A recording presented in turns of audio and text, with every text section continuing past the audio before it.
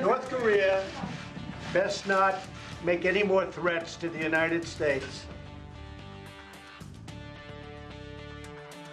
Threats and counter-threats between U.S. President Donald Trump and the DPRK over that country's nuclear missile program. Hello, I'm Arland Naidu, and this is The Heat.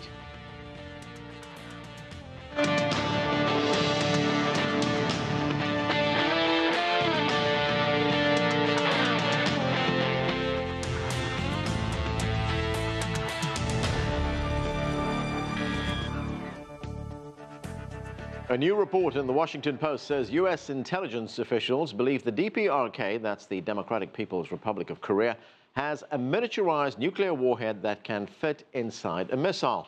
Then late today, U.S. President Donald Trump spoke about the potential DPRK threat. For more, we turn now to CGTN's Roee Ruttenburg. He's in our newsroom. And Roee, this story has been moving very quickly in the span of just a few hours. What's the latest? That's right, Anand. Some very strong language coming from the U.S. president on Tuesday, some even calling it unprecedented. This in response to those reports that the U.S. intelligence community now assesses that the DPRK has the capabilities to build a nuclear warhead so compact that it can be loaded onto a missile capable of crossing the Pacific. That's something Pyongyang, we know, has wanted to achieve for years. And over the weekend, one DPRK official said there's just one target, the U.S. Let's hear what Donald Trump had to say on Tuesday. North Korea best not make any more threats to the United States. They will be met with fire and fury like the world has never seen.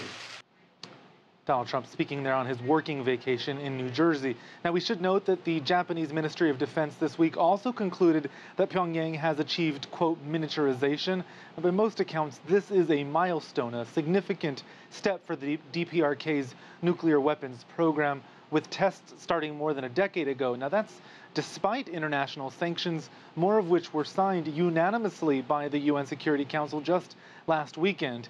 In September, the DPRK claimed it had in fact carried out a successful nuclear test using a miniaturized warhead, one small enough to fit onto a missile warhead.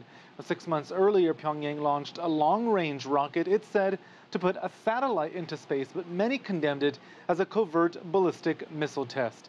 Now, an earlier assessment by a different U.S. intelligence agency concluded that the DPRK now has around 60 nuclear warheads, all under the control of President Kim Jong-un.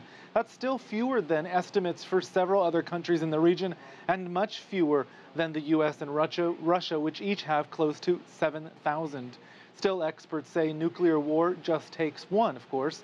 And at this hour, we're also learning of a direct threat coming from Pyongyang to strike near Guam. That's a U.S. territory in the Pacific. It's home to major U.S. military bases and, of course, strategic U.S. bombers. On it.